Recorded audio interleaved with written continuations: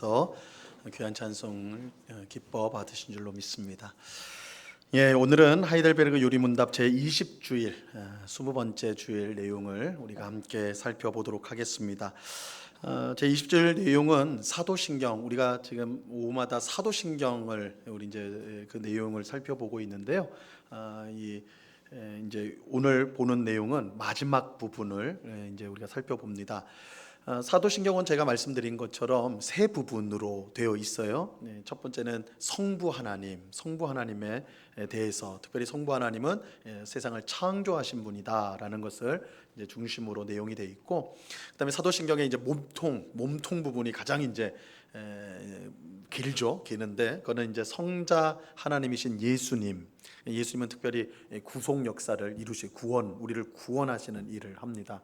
그리고 이제 세 번째 부분이 성령 하나님에 관한 내용입니다. 성령 하나님. 그래서 오늘은 이제 사도신경 마지막 부분인 성령 하나님에 관해서 우리가 이제 살펴보는데, 근데 이제 우리가 성령님에 대해서 살펴본다라고 하면 좀 당황스러워요. 왜냐하면 사도신경에 보면 성령에 관한 내용은 뭐밖에 없어요? 성령을 믿사오며. 그게 끝이에요. 성령을 믿사오며. 그 다음에 이제 교회에 대한 내용이 나오고, 그죠? 이제 영생과 뭐 이렇게 부활과 이런 내용이 나오는데, 그러니까 성령에 관한 내용을 이제 우리가 이제 성령에 대한 신앙 고백을 어떻게 해야 되는가 딱 하는데 딱 한마디로 끝내버려요. 성령을 믿사오며. 나는 성령을 믿습니다 하고 끝나버려요. 그래서 사실은 이제 이 사도신경이 가장 우리 교회에서 가장 이른 시기에 만들어진 신경, 신앙 고백이라고 할 수가 있는데, 이제 초창기에 가장 처음에 만들었기 때문에 아무래도 우리의 구원에 대한 내용이 가장 중요했습니다. 그래서 예수님에 대한 내용이 가장 많은 거예요. 그러면서 이제 시간이 흐르면서 이제 균형을 잡아줍니다. 그래서 이제 니케아 콘스탄티노플 신경이라고, 우리는 하지 않지만 동방 정교회에서 이제 우리 사도신경처럼 똑같이 고백하는 신앙 고백문이 있거든요. 거기에는 성령님에 대한 내용이 우리가 하는 것보다는 길게 나와요. 그래서 이게 시간이 지나면서 이제 성령님에 대한 내용들도 이제 추가가 되는 것을 볼 수가 있습니다.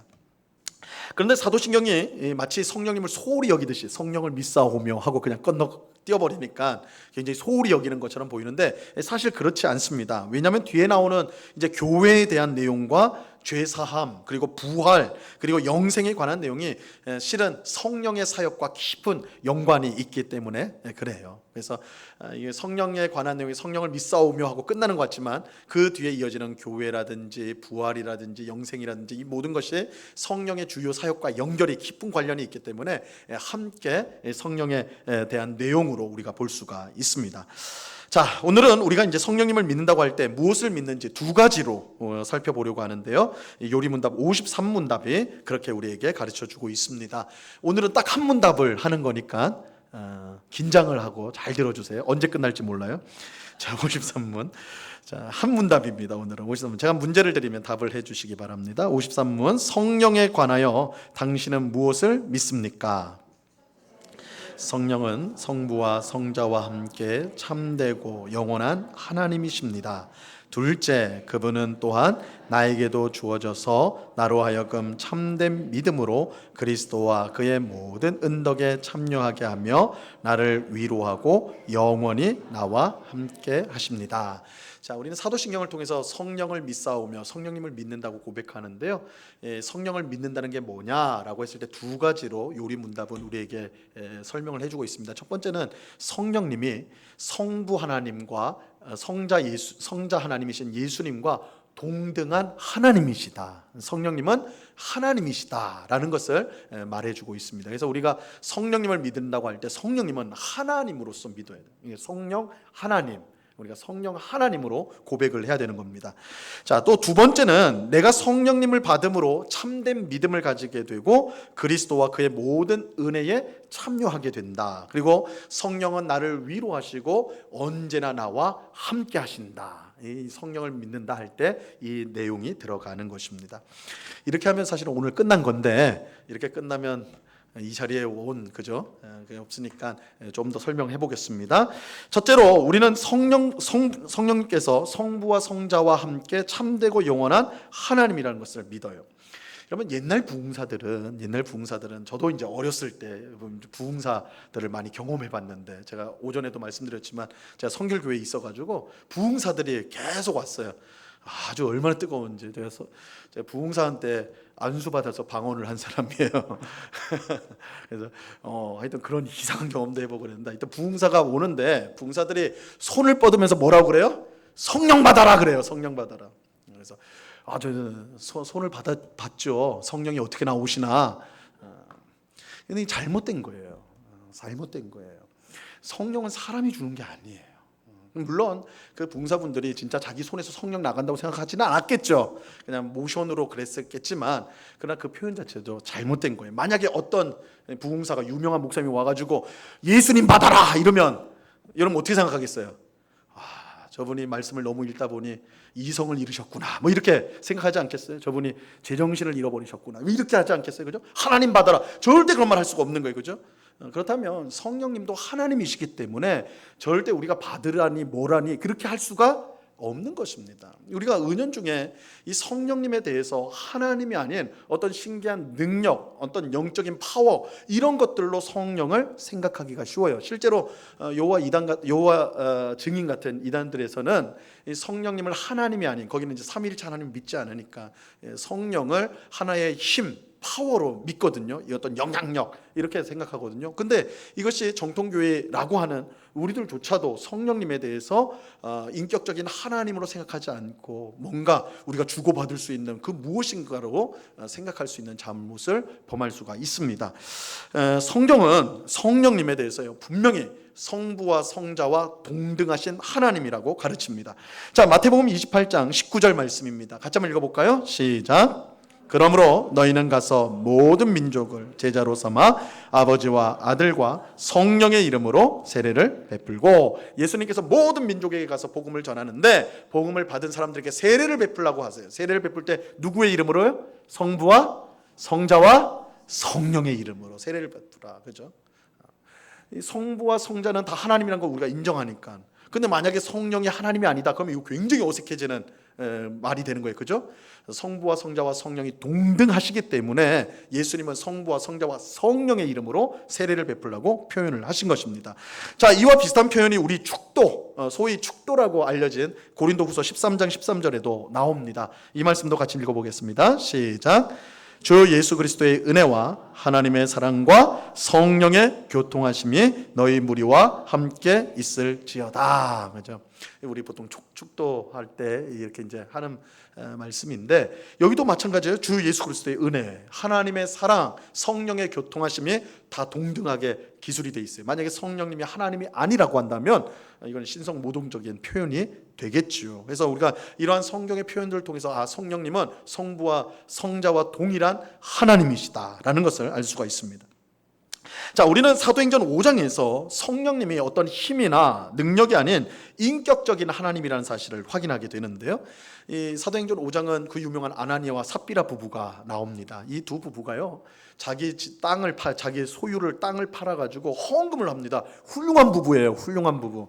근데 그냥 헌금했으면 되는데, 이들이 헌금을 할 때 사람들이 그래요. 딱 헌금하고 돈을 받았을 거 아니에요. 돈을 그냥 쳐다보기 전에 먼저 헌금을 했어야 되는데 돈을 보고 있으니까 어떤 생각이 들어요? 아까운 거예요. 여러분은 안 그러세요? 헌금 봉투에 넣을 때 돈 보면요, 아까운 생각이 좀 들어요. 그죠? 그냥 확 넣어야 되는데 그거 돈을 묵상하고 있으면 아까워. 이 돈 가지면 내가 뭘 할 수 있는데, 뭘 살 수 있는데, 막 이렇게 생각이 드는 거예요. 아나니아 삽비라 부부가 헌금을 하려고 그러는데 아마 그 돈을 쳐다보면서 묵상을 했던 것 같아요. 그래서 이거 다 드리면 이거 뭐가 남나 해가지고 하다가 일부를 숨깁니다. 딱 숨겨요. 그리고 내요. 근데 사실 문제가 되지 않아요. 성경에서 헌금이라는 것은 하나님께서 액수 정해놓고 너 이 정도 채워, 절대 그런 말씀 없습니다. 헌금의 가장 중요한 원칙은 자발성이에요. 자발성. 하나님께서 우리가 정한 만큼 하나님께 드리면 돼요. 하나님 그거 기쁘게 받으세요. 근데 아나니아 삽비라가 뭐가 문제냐면, 일부를 숨긴 게 문제가 아니라 숨겼는데도 불구하고 다 낸 것처럼 한 게 문제예요. 왜냐하면 그 당시에 초대교회 성도들이 헌금을 하는 때 자기의 집도 팔고 밭도 팔아가지고 헌금을 할 때 다 몽땅 드렸거든요. 그러니까 그거를 따라 하고 싶었던 거예요. 그래서 일부를 분명히 드리지 않았는데도 다 드린 것처럼 그렇게 속였던 것이죠. 그래서 베드로가 사도행전 5장 3절에서 이렇게 말을 합니다. 베드로가 이르되 아나니아야 어찌하여 사탄이 내 마음에 가득하여 내가 성령을 속이고 땅값 얼마를 감추었느냐. 다 드리지 않아서 문제가 아니라 뭐 나눌 수 있죠. 다 안 드릴 수 있죠. 근데 다 드린 것처럼 속였단 말이에요. 다 한 것처럼. 그랬을 때 베드로가, 성령으로 충만했던 베드로가 성령 하나님께서 알려주셨겠죠. 저자들이 숨겼다. 숨기면서도 마치 다 드리는 것처럼 지금 사람 앞에서 속이고 있구나 알게 해주셨겠죠. 그러니까 베드로가 뭐라고 그래요? 너희가 성령을 속였다. 그러잖아요. 성령을 속였다. 자, 베드로는 그들이 속인 대상이 성령님이라고 분명히 말하고 있어요. 성령님이 어떤 힘이나 능력처럼 인격적인 존재가 아니라고 한다면 이 말은 되게 이상해져 버려요. 그죠? 속이는 건 누굴 속일 수 있어요? 사람을 속이는 거죠. 인격적인 존재를 속이는 것입니다. 그래서 성령님이 성부와 성자처럼 인격적인 하나님이시기 때문에 이 속였다는 표현이 이렇게 나오는 것입니다. 또 성령님이 하나님이라는 사실은 오늘 설교 본문을 통해서도 우리가 이제 보게 되는데, 예수님은 성령님을 보내주시겠다고 하면서 성령님을 또 다른 보혜사다 이렇게 표현을 하세요. 오늘 보면 16절을 보세요. 16절 같이 읽습니다. 시작. 내가 아버지께 구하겠으니 그가 또 다른 보혜사를 너희에게 주사 영원토록 너희와 함께 있게 하리니. 자, 이 보혜사란 말을 우리가 자주 쓰는 단어가 아닌데 원래는 옆에서 말해주는 사람을 보혜사라고 번역을 한 겁니다. 원래 이제 파라클레토스라는 말인데, 파라라는 말은 옆에서, 클레토스는 말하다는 거예요. 말하다. 우리 옆에서 말하는 사람을 뭐라고 그래요? 변호사. 변호사예요. 일종의 변호사예요. 옆에서 말해주는 사람, 나를 대신해서 말해주는 사람, 이 변호사의 역할이죠. 자, 근데 그냥 보혜사가 아니라 예수님 뭐라고 그래요? 또 다른 보혜사를 보내겠다고 그래요. 또 다른 보혜사. 또 다른 보혜사라는 말은 뭐예요? 원래 보혜사가 있다라는 거죠. 원래가 있으니까 또 다른 보혜사가 있는 거죠. 그러니까 원래 보혜사는 누굴까요? 예수님이에요. 우리의 중보자, 그죠? 우리를 대신해서 기도해 주시는, 우리 하나님 아버지 앞에서 우리를 위하시는 그 원래 오리지널 보혜사는 예수님이에요. 예수님. 그러니까 예수님이 내가 아버지께로 가니까 또 다른 보혜사, 나와 같은 보혜사를 보내주겠다. 그게 누구예요? 성령님이세요. 여기서 이 성령님이 하나님이 아니시라고 한다면 문제가 생긴 거죠. 예수님도 하나님이 아니라는 말이 돼버리니까. 자, 그래서 우리가 이제 또 다른 보혜사로서의 성령님이 하나님이시다라는 것을 우리가 분명히 알 수가 있습니다. 자, 성경은 성령님을 말할 때 예수의 영이라고 말하기도 하고 하나님의 영이라고도 말씀하기도 해요. 그래서 사도행전 16장에 보면요, 이렇게 말합니다. 성령이 아시아에서 말씀을 전하지 못하게 하시거늘, 이렇게 한 다음에 예수의 영이 허락하지 아니하시는지라.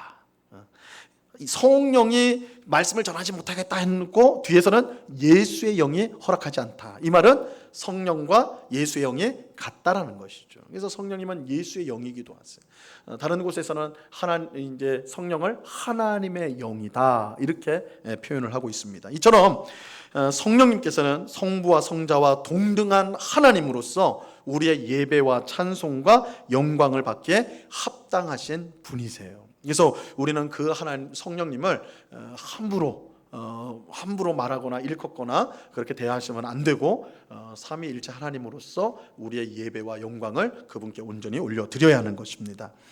자, 그렇다면 성령 하나님은 이처럼 성부와 성자와 동등한 하나님이신데, 그럼 우리를 위해 어떤 일을 하시는 걸까요? 우리는 우선 성부, 성자, 성령 하나님, 이 삼위일체 하나님이 모든 일을 함께 하신다는 걸 알아야 돼요. 성경에 나오는 모든 일들은 삼위일체 하나님이 다 협력해서 하시는 일입니다. 세상을 창조하시는 일, 구원하시는 일, 세상을 완성하시는 일, 이 모든 것이 사실은 삼위일체 하나님이 하시는 일이에요. 그런데 이 성경은 그 안에서 구분을 둬요. 주로 하신 분이 누구냐? 그래서 창조는 누가 주로 하세요? 성부 하나님께서 하세요. 그래서 빛이 있으라, 그죠? 이렇게 성부 하나님께서 딱 하시는 거잖아요. 주로 하세요. 그런데 성부 하나님만 그럼 창조하셨느냐? 그건 아니에요. 빛이 있으라 할 때 그 말씀이 우리 요한복음 1장에 보면 그 말씀이 예수 그리스도다 이렇게 말하고 있잖아요. 그리고 1장 2절에 가면 성령이 하나님이 창조한 수면 위에 그 물 위를 운행하신다는 표현이 나와요. 그래서 이렇게 해서 창조의 모든 역사도 삼위일체 하나님이 다 하세요. 그러나 주로 누가 하셨다고요? 아버지 하나님, 성부 하나님께 그것을 돌려요. 그럼 우리를 구원하시는 일은 누가 하시는 거예요? 이것도 삼위일체 하나님이 하시는데 주로 누가 하느냐? 예수 그리스도가 하세요. 예수 그리스도. 이게 성자 하나님, 구원의 역사는 성자 하나님이 주로 하시지만 성부와 성령도 동일하게 하십니다.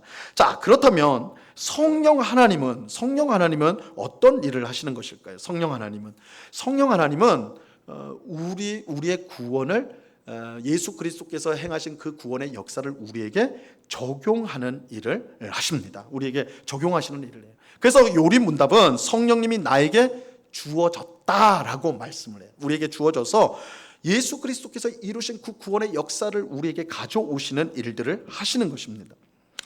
예수님은 하늘로 올라가기 전에 성령님을 기다리라고 하셨고 그 말씀대로 오순절에 성령님이 임하셨습니다.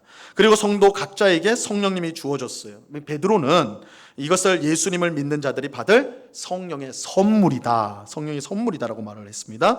하나님은 예수님을 믿는 모든 성도에게 성령님을 선물로 주셨습니다. 근데 이 선물로 주셨다고 할 때 또 오해하면 안 돼요. 마치 물건처럼 성령을 생각하시면 안 된다는 거예요. 항상 이런 표현들이 나올 때조차도 우리는 성령님이 하나님이시다. 이걸 잊지 마셔야 됩니다. 자, 그런데 이제 믿는 자에게 성령을 선물로 주시겠다 이렇게 표현이 되어 있지만 사실은 정확하게 말하면 여러분 이건 잘 기억하셔야 돼요. 정확하게 말하면 믿는 자에게 성령이 주어지는 게 아니라 성령을 받은 자에게 믿음이 생기는 거예요. 이거를 잘 이해하셔야 돼요. 그러니까 원리적으로 따지자면 믿어야지 성령을 받는 것이 아니라 성령을 받은 자가 믿게 되어 있어요. 믿게 되어 있어요. 자, 그 이유는 우리가 성경이 말하는 대로 우리가 죄 가운데 이미 죽은 존재이기 때문입니다. 성경은 죄에 있는 우리가 영적으로 죽은 자들이라고 그렇게 말을 합니다.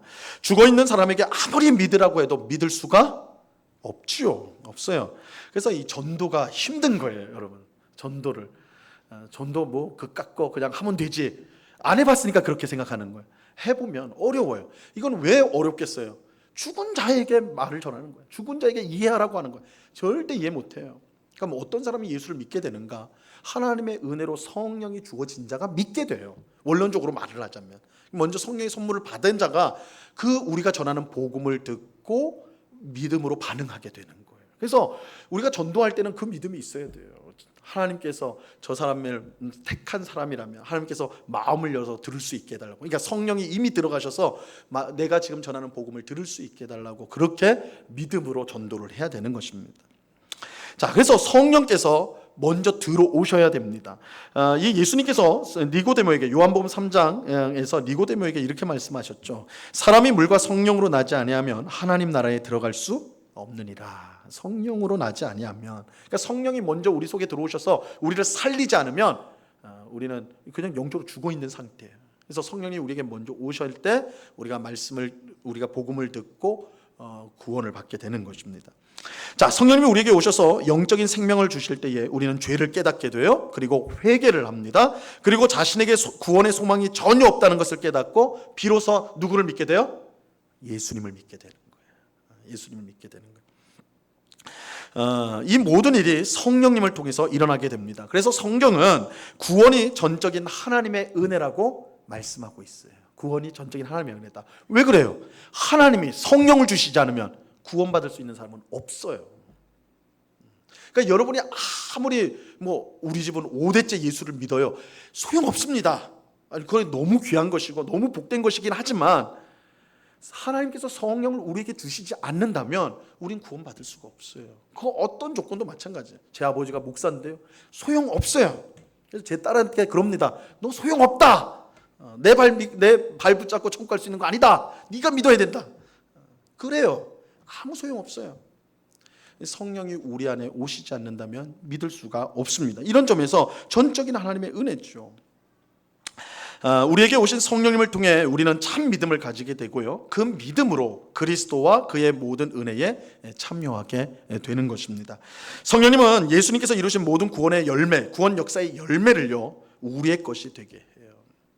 이렇게 말하는 분들이 있어요. 아니 어떻게 예수님을 믿을 수 있냐? 예수를 믿어. 그들은 예수님이라고도 안 하죠. 너 어떻게 예수를 믿냐? 야, 예수가 2000년 전에 살았던 사람 아니냐? 맞지. 야, 우리나라도 아니고 저 멀리 중동 팔레스타인에서 살았던 사람 아니야? 맞지. 그것도 죄수가 되어서 십자가에서 죽은 죄수 아니냐? 맞지. 그런 예수를 어떻게 구원자로 믿냐? 구원자로 믿느냐? 이걸 뭐라고 대답하시겠어요? 그렇게 물으면 대답 안 하실 거예요? 오늘부터 넌 내 친구 아니다 그러실 거예요? 한번 곰곰이 생각해 보세요. 어려워요, 그죠? 사실 그래요. 그래서 내가 차라리 당군을 믿겠다 그래요. 우리나라 여기 당군 아니에요, 당군. 어떻게 예수를 믿을 수 있느냐 그랬을 때, 그러니까 이게 참 신비로운 일이에요. 사실 예수 믿는 것만큼 신비로운 일이 없습니다. 어떻게 예수를 믿을 수 있어? 이거 답하기 어려워요. 왜냐하면 여러분, 내가 예수를 믿었으면 근거가 있을 거예요. 근데 우리는 예수를 믿는 게 아니라 사실은 믿어지는 거예요. 믿어지는 거죠. 성령이 우리 안에 들어오셔서 믿게 하세요. 그래서 우리가 설명하기가 어려운 거예요. 그래서 예수님을 어떻게 믿냐? 몰라, 믿어져. 그렇게 대답이 되는 겁니다. 몰라, 믿어져. 성령께서 우리 가운데 그 역사하시는 거예요. 그래서 예수 그리스도의 그 십자가 죽음과 부활의 그 놀라운 구원 역사의 사건이요, 시간적으로 공간적으로 우리와는 전혀 상관이 없는 것처럼 멀리 있습니다. 그럼에도 불구하고 오늘 우리는 예수님이 나를 위해 십자가에서 죽으셨다, 예수님이 죽은 나를 구원하기 위해서 이제 죽은 자 가운데서 부활하셨다라고 했을 때 그 사건이 내 사건으로 받아들여지는 이유는 바로 성령께서 그 사건을 우리의 것으로 가져오시기 때문에 그런 거예요. 그래서 구원을 적용하신다는 말을 쓸 때 그 말을 하는 거예요. 그러니까 우리가 아무리 이성적으로 인간적으로 생각을 해도 예수님의 사건과 우리 사건은 너무 멀리 있단 말이에요. 근데 그것이 내 사건으로 만들어 주시는 분이 성령 하나님이세요. 성령 하나님이 그렇게 만드세요. 성령께서 예수님이 행하신 모든 구원 역사가 바로 나를 위한 것임을 깨닫게 해 주시는 것입니다. 이런 성령님의 역사가 아니고는 불가능해요. 그래서 세상 사람들이 사실은 예수 믿는 우리를 도무지 이해하기가 어려운 거예요. 도무지 이해하기가 어려운 거예요. 이게 너무나 당연하죠. 그들에게는 성령이 계시지 않기 때문입니다. 이게 본질적인 차이예요. 예수 믿는 사람과 믿지 않는 사람의 본질적인 차이는 성령님께 있어요. 성령님이 계셔야지만 우리가 예수 그리스도를 통해 일어난, 또한 하나님께서 행하신 모든 일들이 믿음으로 받아들여지는 거예요. 믿어지는 것이죠. 그러나 성령님이 없는 사람은 그것을 받아들일 수가 없는 것입니다. 자, 성령님은 이처럼 예수님께서 이루신 모든 구원의 역사의 열매를 주셔서 우리의 것이 되게 하세요. 우리는 성령님을 통해 예수님의 십자가 죽음이 나의 죽음이 되고 예수님의 부활이 나의 부활인 것을 믿게 되는 것입니다. 우리는 성령님을 통해 예수님과 연합이 되는 거예요. 자, 근데 이뿐만 아니라 이건 이제 구원에 관련해서 그렇다면 실제적으로 우리가 성도가 이 땅을 살아가는 동안 무수한 고난과 어려움을 당하는데, 그럼 성령님은 무엇을 하시는가? 우리 곁에서 위로를 해주세요. 성령님은 우리를 위로해 주십니다. 예수님은 성령님을 보혜사라고 하셨어요. 보혜사가 무슨 뜻이라고 그랬어요? 옆에서 말씀해 주는 분이라고 그랬죠. 옆에서 말씀해 주는 분. 오늘날로 하면 변호사라고 그랬어요. 여러분, 변호사가 어떤 역할을 합니까? 우리가 어떤 위기에 처했을 때에 그 위기에서 우리를 건져내려고 재판장에서 일하는 사람이 변호사잖아요. 그죠? 우리를 대신해서 변호해주고 위로해주고 구해주는 일, 성령께서 바로 그 일을 행하시는 거예요. 성령께서 그 일을 행해줘요. 근데 여기서 이제 중요한 사실은 보혜사이신 성령께서 영원히 우리와 함께 하신다는 것입니다. 사실 예수님께서 하나님께로 돌아가기 전에 이 세상 끝날까지 우리와 항상 함께 하겠다고 약속하셨어요. 예수님이 우리와 항상 함께 하겠다고 하셨어요. 근데 이 약속이 어떻게 성취가 되느냐? 바로 성령을 우리에게 보내주심으로 성취가 되는 것입니다. 그래서 성령께서 우리와 함께 하심으로, 예수의 영이신 성령이 우리와 함께 하심으로 우리는 늘 예수님과 함께 하는 것입니다. 하지만 이럴 때가 있죠. 우리가 깊은 죄의 수렁에 빠질 때가 있습니다. 깊은 죄의 수렁에 빠졌을 때, 그랬을 때도 성령님은 우리 가운데 계실까요? 어떨까요, 여러분? 우리가 진짜 이거는 아주 치명적인 죄를 지었어요. 큰 죄를 졌어요. 그럴 때 여전히 성령님은 우리 안에 계시는 걸까요? 어떨까요? 손들어 보게 할까요? 계신다, 안 계신다? 다윗이요 시편 51편 11절에서 이렇게 고백을 했습니다. 같이 한번 읽어보죠. 시작. 나를 주 앞에서 쫓아내지 마시며 주의 성령을 내게서 거두지 마소서. 이건 다윗이 엄청난 죄를 졌을 때잖아요, 그죠? 부하의 아내와 간음을 저지르고 부하를 전쟁터에 앞세워서 죽게 했어요. 10계명을 간음하지 말라, 7계명과 살인하지 말라, 6계명을 동시에 어긴 죄를 졌습니다. 너무 끔찍한 죄를, 하나님의 사람인 다윗이 너무 끔찍한 죄를 졌어요. 그럴 때 그 죄가 나단 선지자를 통해서 탁 드러났단 말이에요. 그러니까 다윗이 절규하면서 회개하면서 드린 기도가 시편 51편이에요. 뭐라고 하냐면 주의 성령을 내게서 거두지 마소서, 이렇게 기도를 했어요. 이렇게 기도 보면 성도가 큰 죄를 지면 성령을 거두시기도 하시는구나, 이렇게 생각하기가 쉬워요. 그런데 사실은 절대 그렇지 않습니다. 주께서, 하나님께서, 예수 그리스도께서 우리에게 주신 성령은 절대 우리를 떠나지 않습니다. 그럼 다윗이 잘못 기도한 것인가? 그렇지 않아요. 이 다윗의 기도는 우리가 어떻게 이해를 해야 되냐면, 주의 성령을 거두지 말라 달라고 할 때 진짜 성령님이 나를 떠난다, 사실은 성령님이 떠나면 그 사람은 죽은 사람이 돼요. 성령이 생명이시기 때문에 죽은 사람이 된단 말이에요. 그럼 원래 상태가 돼버리는 거예요. 그럼 구원이 취소됐다는 말이 돼버립니다. 그런 일은 없어요. 그래서 성령은 떠나지 않습니다. 그러면 떠나지 말아달라고 한 것은 무슨 말이냐? 성령을 통해서 주어지는 은혜와, 하나님의 은혜와 생명이 끊어지지 않게 해달라는 거예요. 성령의 역사하심이 내 속에서 끊임없이 생명을 주시고 은혜를 주시고 하나님의 뜻대로 인도하시는 그 역사하심이 끊어지지 않게 해달라는 거예요. 멈추지 않게 해달라는 것입니다. 이게 이제 신약 성경에 오면 데살로니가 전서 5장 19절에 보면요, 뭐라고 하냐면 성령을 소멸하지 말며, 이렇게 말하고 있어요. 성령을 소멸하지 말며. 성령님이 소멸된다는 건 사라진다는 것인데, 이 가능할까요? 성령을 소멸하지 마라. 우리가 감히 성령을 소멸시킬 수가 있는 것일까요? 절대 없겠죠. 이건 말이 안 되죠. 우리가 어떻게 성령을 소멸합니까? 그럼 이게 무슨 말이냐? 결국 성령께서 우리 안에서 역사하시는, 또한 하나님께서 은혜 주시는 것들을 우리가 외면하고 불순종하고 그것을 거역함으로 성령께서 어떤 일도 하지 못하도록 만드는 상태를 뜻하는 거예요. 그러니까 다윗이 그렇게 되지 않도록 기도를 하고 있다라고 말할 수가 있는 것입니다. 우리에게 주신 성령님은 영원히 우리와 함께 하십니다. 우리와 영원히 함께하며 우리에게 구원의 은혜를 베푸시고 주님의 뜻을 알게 하시고 순종하는 능력을 우리에게 주십니다. 다시 말하면 성령님을 통해 우리는 성도다운 삶을 살아갈 수가 있는 것입니다. 그렇게 우리는 성령으로 충만하기를 항상 기도해야 돼요. 이게 반대예요. 주의 성령을 거두지 말아달라, 성령을 소멸하지 말라, 이 말이 그 반대가 성령으로의 충만입니다. 성령으로 충만하다. 우린 성령으로 충만을 항상 좀 신비적으로 이해하기가 쉬운데, 성령으로 충만은 성령이 우리를 온전히 다스리신다는 뜻이에요. 근데 뭘로 다스리십니까? 하나님 말씀으로 다스리세요. 그래서 성령으로 충만한 성도는요, 성령으로 충만한 성도는 하나님 말씀을 온전히 순종하는 삶의 모습이 나타나게 되어 있어요. 그의 성품, 그의 말, 그의 행실에서 예수 그리스도의 아름다운 모습들이 드러나게 되어 있다고요. 그래서 여러분 갈라디아서 5장 22절 23절에 우리 맨날 암송하는 성령의 열매 있잖아요. 성령의 열매. 성령의 열매가 막 무슨 힘이나 어떤 능력이 이런 게 아니잖아요. 성품이에요. 성품. 사랑, 온유, 오래 참음, 절제, 양선, 충성, 그죠? 다 성품이에요. 굉장히 그거 주목해 볼 만한 거예요. 성령이 우리 안에 역사하실 때 드러나는 것은 우리의 성품이 하나님의 아들이신 예수 그리스도의 그 온전한 모습으로 드러나는 거예요. 어떤 우리가 생각하는 막 슈퍼맨 같은 그런 기적을 일으키고 이런 것이 아니에요. 그래서 성령으로 충만한 성도를 만나면 감화를 받게 됩니다.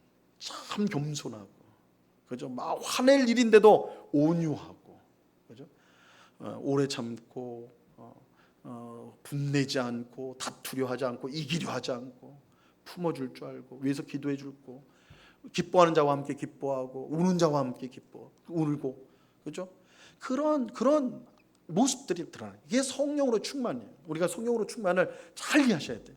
성령으로 충만은 예수 그리스도의 아름다운 모습이 드러나는 거예요. 막 성령으로 충만한 사람, 우리 한국 교회에서는 성령으로 충만한 사람이 무서워요. 그죠? 혼날까 봐. 제가 어릴 때 많이 그랬어요. 성령으로 충만한 권사님이 제일 무서웠어요. 성경 안 읽어, 기도 안 해, 막 이랬거든요. 성령으로 충만한 것은 성령의 온전한 다스림, 말씀의 온전한 순종, 그렇죠? 성경 말씀에 온전히 순종한다는 것은 그 성품이 예수 그리스도의 모습을 담는 것으로 드러나게 된다라는 것. 우리가 이것을 꼭 기억해야 되는 것입니다. 자, 오늘 예배는 우리 모두가 성령으로 충만하기를 간절히 바랍니다. 우리와 항상 함께 하시는 성령님을 의지하고 그의 인도하심에 순종함으로 하나님을 기쁘시게 하는 삶을 살아갈 수 있기를 바라요. 성령님은 말할 수 없는 탄식으로 우리를 위해 지금도 기도해 주십니다.